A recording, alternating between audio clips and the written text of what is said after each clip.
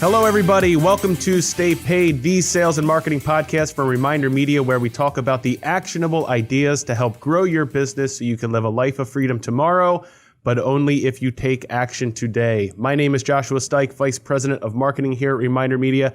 And with me, as always, is Luke Acree, President of Reminder Media. What is up, everybody? And today we have another great interview for you guys. Our guest today has been a keynote speaker at Gary Vaynerchuk's Agent 2020 event, Gamma International's LAMP 2018, and is the founder of the Millennials Leadership Network, a research, learning, and development organization bringing together opportunities for millennials and those aspiring to become stronger leaders in the workforce. He is a $1 million round table qualifier and a frontline leader as a California licensed insurance broker, in addition to being recognized as a rising star broker with the California Association of Realtors. And if that's not enough to keep him busy, he also hosts the All Mindset podcast, which you can listen to at allmindset.com. Sina Azari, welcome to the podcast, brother. Wow, gentlemen, thank you. Thank you so much for that introduction. I was like listening to this and I'm like, man, if I didn't know who I was, I would have been like, this guy is like the jack of all trades, masters of none. No, man, this guy, you deserve so much credit. It's just give you guys a little backstory of how we met. Sina actually was a client of ours and still is, but I actually called him after one of my sales reps had done the intro call. So in our sales process, we do this thing where, you know, a lot of times maybe you have a BDR, business development rep, who makes calls and tries to intro and warm up leads, but maybe they can't close the deal. So then I like to say the closer comes in. So I like to consider myself the closer, but I came in, talked to Sina, and this was, I don't know what, a year and a half ago, 2 years ago, and ended up, you know, Sina giving us a chance. And after that, I really didn't think anything of it, to be honest. I probably did a terrible job keeping up the relationship. You know, I moved on to the next deals, but Sina reached out to me and said and told me all about this idea of this conference he was going to host called the Disruptor. And in the conversations, you know, he just, you know, inspired me to be a part of this Disruptor conference, which, you know, how do you make sure you're staying relevant in today's world with all the changing technologies, especially social media? And so ended up doing that conference in California. And guys, check out staypaidpodcast.com because we will bring you updates on when the next Disruptor is. Just giving you a little plug for your conference, Sina, because it's amazing. And all of you should check out the Disruptor because it is an unbelievable conference of practitioners who are actually growing their business right now using social media, and they're teaching you how to do it. But that's where we really, really got together. And I knew at that moment, just watching Sina put on this conference, learning more about his business, Present Financial, and I knew, hey, we got to get this guy on the show because I want you to share kind of your 30,000 foot backstory.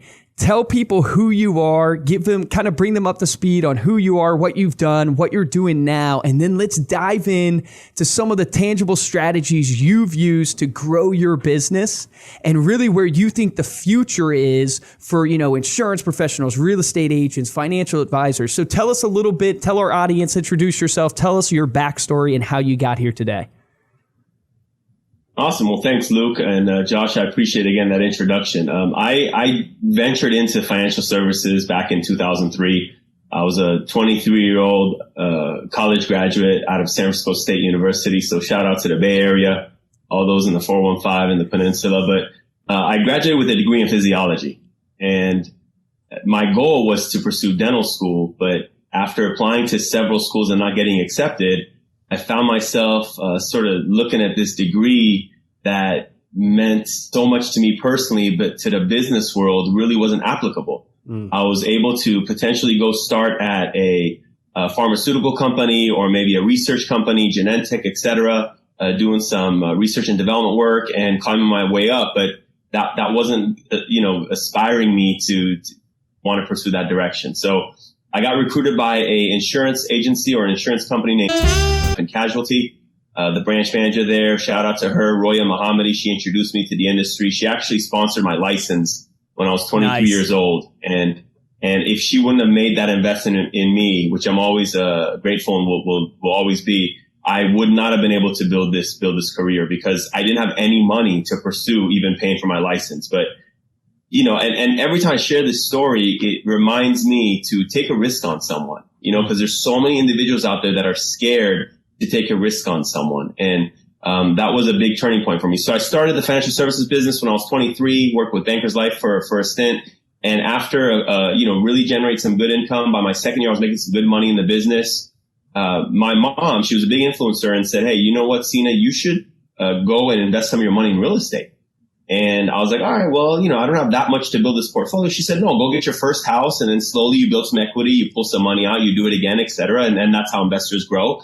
But when I came to pursue that, one of my challenges was I said, I don't have enough to live the life that I was living, at the same time carry a down payment on a decent home. Now, mind you, this is in the Bay Area. And right now, if those of you who aren't in real estate, San Francisco is the most expensive land value in the United States today. And in 2003, it was second to Manhattan or downtown New York. And now it's taking the number one spot. But wow. I recall we ended up putting a down payment on a $430,000 studio in downtown San Francisco. $430,000 studio.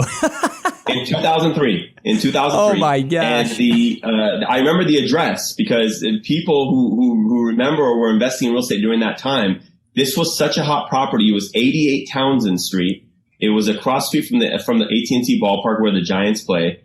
And they refurbished or rehabbed the inside of this historical building from the 1800s that survived the fire.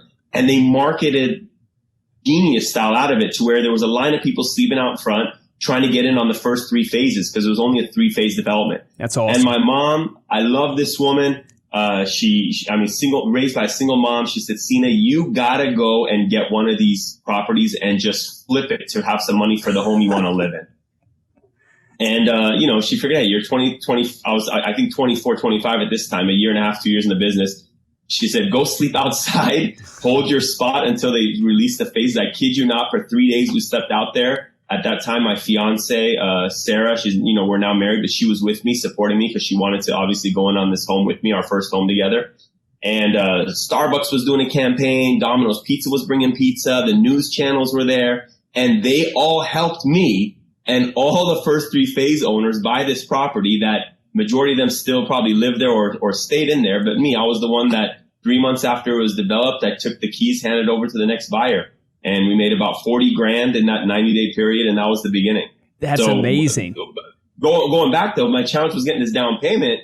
She said, Sina, go get your real estate license and use the commission from the developer to help pay some of your down payment. I was like, I love this. So fast forward now, about 15 years later, I'm an insurance broker. So we contracted with about 120 different companies with present financial partners, vice president of development and leadership out there building the company. At the same time, I've acquired my broker's license in the state of California with the BRE, which is now, the DRE, the Department of Real Estate. Yep. And we have introduced a real estate brokerage named Present Financial Properties. That is the real estate arm of Present Financial Partners. I love it, man. I love it. It's amazing. It's amazing your mom that you had. I mean, just pushing you like that. And it's just it's funny when you look at like entrepreneurs and they all have a similar story, which is just taking that risk and having no idea how it's really going to work out. But it takes someone taking a chance on you, like you said, and pushing you. Is that why you started, just curious, before we jump into building Present Financial? Is that why you did the Millennial Network, which is you're really investing in millennials? Is that really what encouraged you? Right now, one thing that I've recognized is I'm on the oldest year of millennials, if people would consider that. I think we're the Zennials now. You're the Zennials. Hey man, listen. I squeeze myself with the millennials, man. I'm 38 years old. This is the largest demographic to ever hit the United States and potentially the globe. There's 2.1 billion millennials globally, 92 million in the United States. And I'm seeing two shifts that most might be observing but ignoring or don't even see it at all. The first is that this millennial generation is the strongest, and they're also in significant debt to where this is school debt, unfortunately. Yeah. They're coming out with these degrees. I got a degree, so I'm not bashing on anyone who goes to school and doesn't apply it or thinks it's everything. But you come out of college, you owe all this money, and you've lost 4 or 5 years of opportunity to only to find yourself leading towards an entrepreneurial route, because today those degrees don't carry the weight that they did 20 years ago. And millennials aren't settling for $30,000, $40,000, $50,000 of income. They're not. Right. So I see this large group that is going to be entrepreneurs, and they need leadership, they need support. And the second piece is, if I could pay it forward and give back, I would have loved someone to have been able to help prevent or help me, guide me through preventing some of the mistakes that I made due to lack of experience in entrepreneurship. And that's the purpose of Millennials Leadership Network. That's awesome. That's awesome. Where can they find that? If they're a millennial listening to this, where can they find that? Go to www.millennialslead.com, millennialslead.com. And we'll hopefully you put guys that. can all spell it. Yeah, Thank you, man. Thank we'll you. put that in the show notes. Not you, but a lot of these millennials can't spell millennial, man. No disrespect. We'll put that in the show notes at statepaidpodcast.com so you guys can find that. So you talk about wishing that someone would have helped you because of all the mistakes you made as an entrepreneur. So let's talk about that, because a lot of our people listening to this, they're entrepreneurs. They're real estate agents, insurance agents, financial advisors trying to grow their business. Looking at Present Financial. So how long has Present Financial been around? Present Financial, I don't know if we can still call it a startup, but we just hit our 2-year anniversary. Congrats, we just hit our 2-year man. anniversary last month. 2 years. So how long does a startup? I don't know. We've been around for 15. Yeah, and we I still feel call like it's ourselves a startup. Yeah, Startup? we say it's Perfect. more of an Mentality. attitude. Yeah, Attitude mentality. We're on the same page, guys. It's kind of like you still think you're a millennial, Hey, come on, man. I'm just messing with you. But let's talk about, Present Financial. So you start this company. What was your motivation to start your own company? I have to give credit to the founders. The founders are Sina Azari. Yep. Sina Azari really headweighted this deal. She is the founder. Love She's it. 17 years in financial services. She is a millennial, 35-year-old female leader in financial services. She had this vision behind Present and really led this direction. And I was the third or fourth of the leadership team to join and say, hey, let's really take this thing across the country. Love it. Love it. So what has been the biggest challenge? So you come from banker's life, you're established, right? And now you're coming into a no-name company that doesn't have any brand awareness or anything like that. That's where a lot of our entrepreneurs are, right? So they have no brand awareness. They're starting fresh. What did you do to start generating business? I'm sure you brought some business over with you, probably. But what did you do to really attack to spread the brand of Present Financial?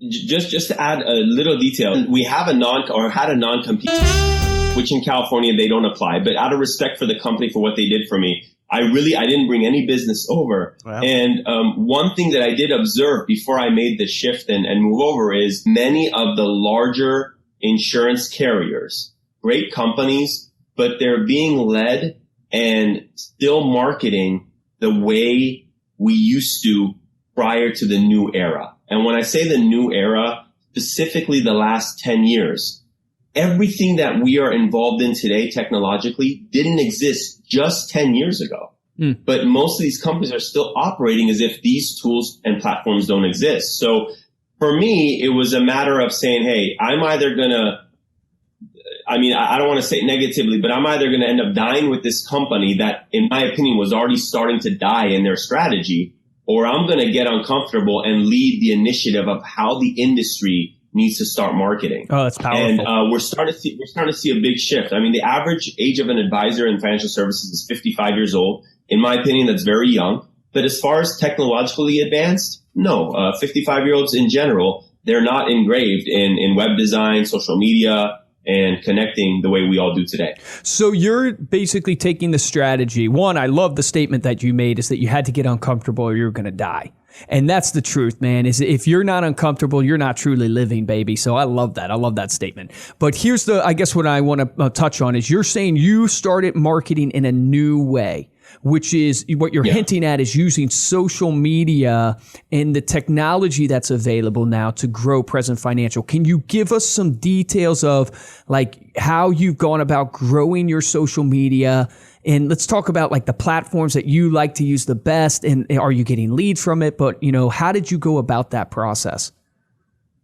Sure. Well, let me share with you in general, most of the old school leaders or executives that are building a business and their brand, they're unfortunately, I believe, a little bit intimidated or threatened by competitors in the same industry and same segment. And one thing that I wanted to do as an executive and as a leader is instead of being threatened and push back the competitors, was I felt that if we came closer and started to work together and share ideas, not internally, but industry wide, then we could start to strengthen our relevance in the industry as leaders and as brand creators or developers. So one thing that I wanted to do was, which has helped, it's not only social media, but using these platforms, I immediately, when I left Bankers and joined as an executive with Present, was I reached out to all of the executives of these large billion-dollar carriers. One is, as a broker, we contract with 120 of them, so they see value in Present, and that relationship was easy to build. But second, all the larger carriers that are considered captive, where they only offer their own product, I still initiated relationships with them and sort of brought them into my circle and said, hey, I think that we can all make an impact if we start to work together, instead of trying to conceptualize small on what we could do internally within our companies. And that's really what I think was new to the industry, that people were like, wow, we finally have someone that's not threatened by someone else's success. Wow, that's actually, it's so funny because when you usually get into business, you usually don't talk to the competition at all. You literally have almost like a battle against them. You're doing the complete opposite, which is you're embracing the competition and saying, hey, look, yes, we compete, but if we join together as forces, we actually are spreading the relevancy of why someone needs an insurance agent, why someone needs a real estate agent, versus going at each other, more speaking to each other and helping us spread the word. I love that. So you're talking and you're touching on something that I think you're incredible at. And I don't know if you know this or not, and probably someone has told you before, but you are an incredible networker. And what you did right there in that strategy, for people who are listening, if they didn't pick this out, what he did right there is he really networked. So yes, he used the cause of going, hey, let's join together, even though we compete against each other for the same client. Let's join together on this greater cause of people still need an insurance agent. And you use that cause as a way to network with other people that now they think of you in a positive light. And guess what? If they have a referral, because a lot of like real estate agents, they'll refer business. I don't know in the insurance world if you guys do the same, right? Same. So you networked. I don't even know if that was your plan necessarily, but have you seen networking being the crux of what's helped you grow Present Financial, your ability to connect with people? And then have you used social media to do that? Absolutely, Luke. One is social media has helped Present Financial become a nation brand. Second, by connecting with all the executives of our competitors, immediately I introduced to them who Present is, instead of them either hearing from it in the future or not knowing the people behind the deal. And I'll tell you my philosophy behind bringing competitors together like this is you mentioned something that most people will resonate with. You said that most of the time when you go into business, you kind of, I guess, stay as far away from your competitors, or you said something along the lines of go to war. Isolation. You go to war. You go to war. Perfect. Well said. So the way I see it today, and I believe it's going to work, is this is the trend of where everything's going. Information is so accessible to people now that you can't hide. And companies that were putting on this facade about their culture, their product, their customer service, before it was very difficult to uncover the truths behind any fabrications. Now it's all accessible.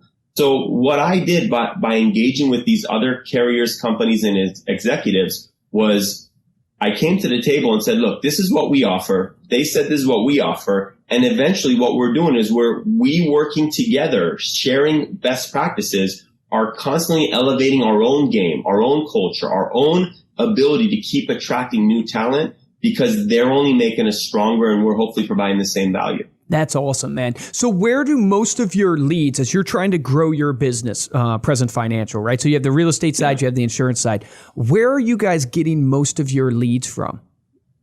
Well, the financial services side, which is what Present Financial Partners originated as a financial services provider, part of a financial advisor's role or insurance advisor's role is to do a very good needs analysis, similar to a physician would with their patients. And every professional advisor in the insurance and financial space asks about real estate. They have to. If they really want to protect their assets, if they want to find where there's expendable income, where there's expenses, any tax incentives, etc., you ask about real estate. And if there's advisors listening to this, and you consider yourself an advisor, either life insurance or financial advisor, a series, variable advisor, and you're not asking or uncovering real estate needs, then you're not doing a full needs analysis. And in our shop, even the company that I came from, all the agents were educated on how to properly uncover real estate assets. Now, why? In the financial services, it's because now we have more assets to hedge risk against. We have more assets to protect from unknowns, etc. But then that one segment of real estate gets shut down. There's no uncovering it. There's no, well, are you going to downsize, upsize? Do you want to add to your portfolio? Do you want to manage your property? Do you want to rent it out, etc.? And I said, you guys, why are we allowing Berkshire Hathaway, Century 21, broker XYZ to come in? And those names I just mentioned are, again, great companies. I'm friends with a lot of the leaders of these organizations. But instead of allowing them to come in and maybe referring our client maybe to their financial advisor, to their insurance agent, why are we not offering this full service in-house?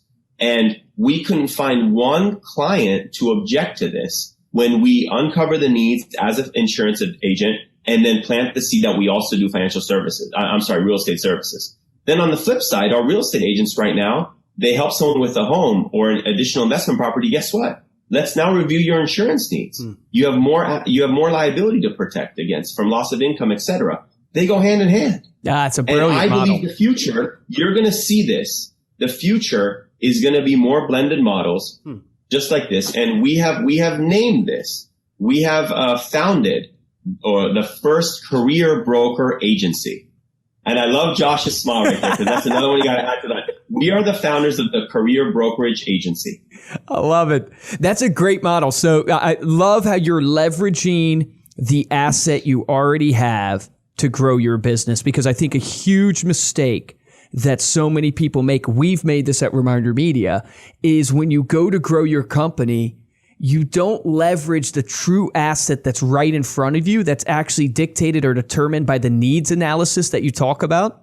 And you go off and you try to do something cool that maybe your competitor's doing, or you think it's the hottest, latest, greatest thing, instead of looking and going, man, what's right in front of me, that I have the asset right in front of me and the pain point and need that my client is saying and screaming to me. I think that's amazing. And it's a great tip for people. If you're looking to grow your business, what asset do you have right now that you can leverage to provide more value to your client? Now, let me ask you this, because this is a huge discussion point that I think is all over the web right now, is this on-demand economy and this convenience economy, to where people want, I always say it's like the easy button from Staples. People just want that easy button. Now, is you doing Present Financial, it's that convenience model that you're talking about. Do you find when you guys are growing your business from a sales pitch perspective, because I think this would be really valid for our listeners, are you pitching to your clients and to your prospects the convenience of having everything in-house, easy, turnkey to use? Is that your value proposition? Well, it depends on how we come across the prospect. We market to attract prospects specific to financial services, and our initial introduction to them is Present Financial Partners, our financial services leg.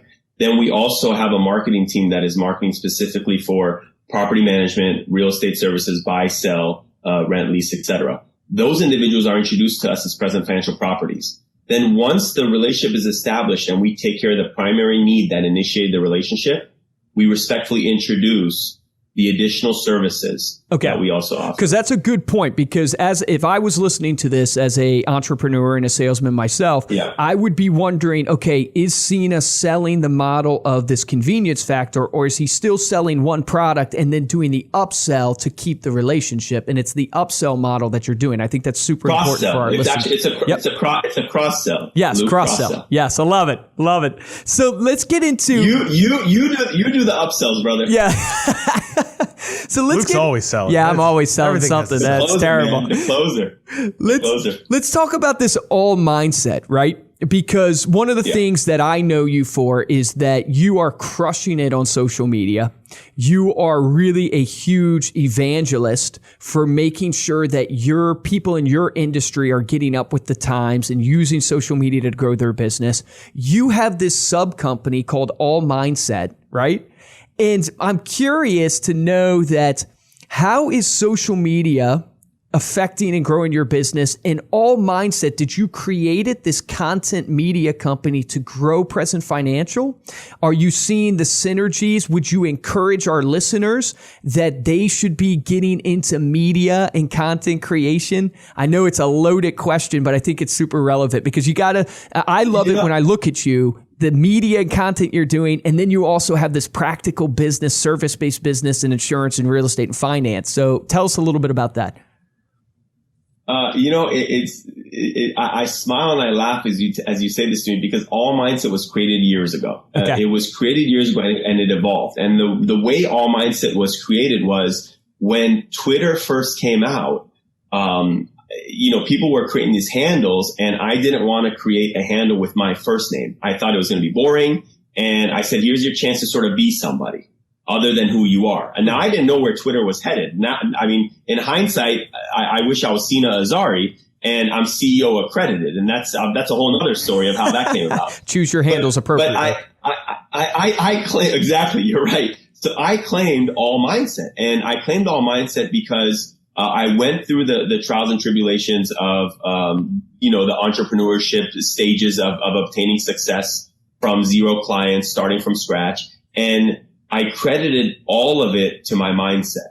So all of my friends, some of the other peers I had and industry network connections I had, they would connect with me, and as they would exchange their challenges, obstacles, whatever, I would coach them through it. And at the end of almost 95% of our conversations, it would end it with, "You're right. My mindset was wrong. I got to change this personally, internally. It's up to me." And that's where All Mindset, it was just an appropriate name. And as I was using All Mindset to just share motivational material of how I felt at random on tweets, it transitioned to as this whole media and marketing era has evolved, and it's continued to evolve, you always got to be ahead of the game. We went from posting pictures to posting videos to live stories to now, IGTV is the newest thing, hottest thing with channels out there. But I think they're so short-lived. The actual trend was going to voice. It was going to voice. Yeah.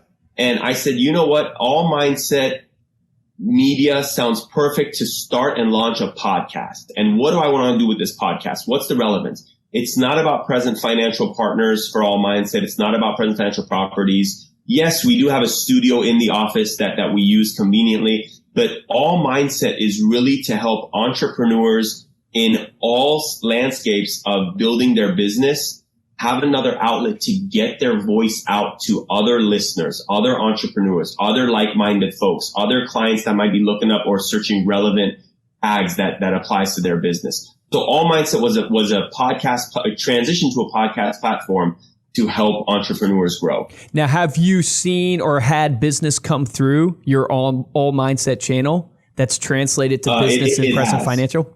I love that. It has from the relationships. Yep. The first thing is people come to the studio and they're kind of like surprised because they see a financial services. Plus, I also thought it would be neat to have a podcast in a financial service office. It's got a cool sword on the wall. It's a sweet studio, man. Sweet studio. Thank you. So it hasn't happened before. So, we always got to take the risk to, be creative, innovative, and learn from the things that don't work and keep building on the things that do. And that was one of the risks that I said, you know what, guys, starting 2018 January, we're kicking off the podcast. And instead of calling it Present Financial or XYZ relevant to the company we're in, I'm just going to give up the All Mindset brand to build this media company. Dude, I love it. I think there's a key point in there that you have made that's so relevant for our audience, which is it was all about just adding value. right? It was all about just giving back to the community. And then what translated to deals for your business were relationships. Yeah. And every deal comes back to relationships. We scream it. It's what our company's all about, is you got to build a relationship and consistently keep up with that relationship. And it will translate to business because they know they like you, they trust you. So we got 2 more questions for you, man. It's been an awesome interview. So one of my questions is there a routine that you do every day? Are there 3 to 5 things, and the number's not as important as is there a routine that you do every single day that you attribute to helping you be successful? I do. The first thing is I sleep and wake up and live 24/7 with gratitude. I'm extremely grateful of all the smallest things. And it's so weird because I'll just be washing the dishes randomly, and my wife looks at me and says, "Why are you smiling? Why is there grin?" I said, "I don't know. It's kind of weird because I hate washing dishes, but I'm grateful that I'm able to wash these dishes right now." That's and awesome, she's like, she says, "Sina, you're such a weirdo. You're so crazy." And I said, I don't know, Sarah. Next time you do the dishes, why don't you smile and do them and then see if it feels better than not?" And that's great. She really wasn't feeling that comment. Yeah. But going back, I could have told you that. One of my must things is, I'm always grateful. So the first day I wake up with this significant feeling of gratitude, and it continues through brushing my teeth. I mean, it sounds weird, but I'm like grateful to brush my teeth and look at myself brushing them. And I recommend people start to zone in on the gratitude, because so many folks are focused on all these things they're aspiring to achieve. Unfortunately, it's usually things that money's tied to it, correlated to it. And all these small things that are the most important, when you imagine not having those small things, you'll recognize how big they really were. And I focus on all those small things that that gives me this fire. So like right now that I'm looking at 2 professionals of Reminder Media, a $30+ million organization by 2 really, really aggressive, successful businessmen. And I'm given the opportunity to speak to you guys on your podcast. Like, that level of gratitude is so motivating to me that's the first. The second is, I gotta walk my dog every day. I gotta get him out there because I think he gets me out there. First thing in the morning, what kind of dog? You get that sun or you get the cold if it's cold or misty, whatever it is, those feelings and sensations, they fire me up for whatever the rest of the day is going to bring my way. What kind of dog do you have? I got a husky, man. I got a husky. Love it. The guy's super dogs. vocal. Best dogs. The only problem is they shed a lot, but it's all good. You just got to get a lot of those. You got to have gratitude about that shedding. Hey, fur in the house. And I don't know what to tell you. I believe in meditation. I believe in 10 to 15 minutes of either listening to some meditation or just pure silence where you are talking to yourself. And I know it sounds weird, it sounds crazy, but I reevaluate my day if I do it in the evening. And most of the time I do it at night before I go to sleep with a clear conscience to sort of dissect what my day was like. And I just break it down. I break it down from what it started like to where it went, all the motions and things that if I could have made a tweak to make sure to tweak if it presents itself. I also absorb a lot of content. I do that every day. The content varies, from Gary Vaynerchuk to Tom Ferry, the real estate guru out there and a good friend, and Tony Robbins, one of my mentors from the age of 8. I just consume these guys' material plus the individuals that I come across in my feeds and my network, like Stay Paid. Yeah. Take action. That's another segment. This type of consumption. I don't consume. I don't want to sound like as if it's not important, but it doesn't matter to me what people ate for breakfast. It's not a big deal what vacation spot people went to. It doesn't matter to me that someone was flying private and the other guy wasn't.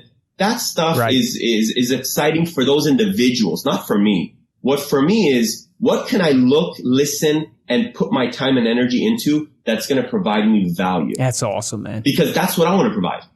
Dude, I love it. Those are the things that I must do all the time. That answer to that one question is worth the whole podcast. So people should definitely stick around to listen to that. Man. Dude, man, that gratitude statement, man, that gave me chills. That was awesome, man. So next and final question is, knowing what you know now, right? Because you have had years of experience. what would you do differently? And try to gear your answer towards, you're speaking to an audience of entrepreneurs, to insurance agents, real estate agents, financial advisors. You know more than even us the ups and downs of that business. What would you do differently? And where would you maybe not throw your effort? And where would you throw your effort 10x? Looking back. A couple things. One is never take the advice of anyone that you wouldn't trade shoes with. And there's so many people out there that are just excited to tell you what to do, how to do it, or talk about their success from years ago, and that's how they used to do it, etc. Scratch that out. And when I was brand new into entrepreneurship, I didn't know any better. So I was listening to some of these folks, and I think some of that listening might have delayed some of the time of my success. The next thing is act immediately. In other words, don't sit there and keep thinking the what ifs. Amen. I would much rather, and I'm always looking for leadership to join an organization. I would much rather bring on a leader that acted and made a mistake than never took action at all. Because I believe that we will always learn through our failures. And there is no losing. I believe in Maxwell. Maxwell always says it, some win, some learn. I'm a big believer in that. And I if I could go back, I would have acted a lot quicker. I would have jumped sooner. I wouldn't have been so scared of thinking about all the wrong things that can happen, and instead would have lived like today. I live as closest to the edge as I can of failure as possible.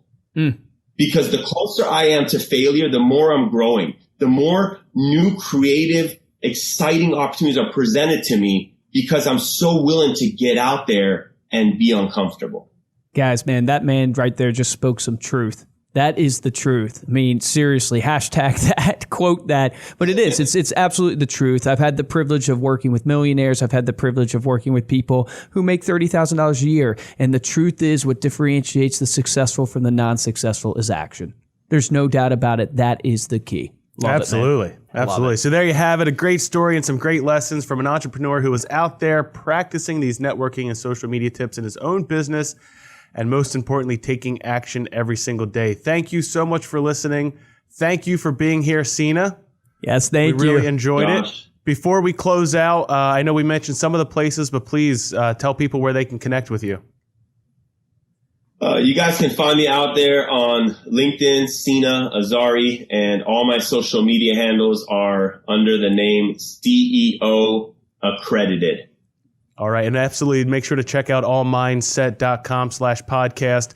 Look for episode 50. You might see some familiar faces and some names on that one. I think it was a great episode. That 50 is a very special episode for us, because that's what got us thrown up on iTunes.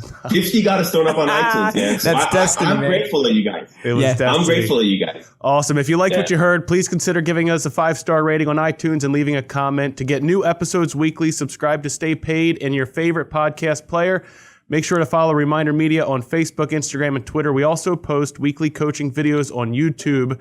You can search for Reminder Media and look for the Above the Noise series there. Thank you again, Sina, for this episode of Stay Paid. I'm Joshua Stike. And I'm Luke Acree, guys, and I'm going to close with this. Listening to this whole interview, it's inspired me, but it really touched me was that gratitude statement that he made. Is the action that you should take this week in your business is start writing down a list of what you're thankful for. Imagine if every day this week you took action on writing down the 5 things you're most thankful for, and put your mindset into perspective to help you maybe take the next hill that you're up against. So guys, take action on this this week. Take action on this. The difference between a top producer and a mediocre producer is top producers take action. So take action today on that to stay paid, baby.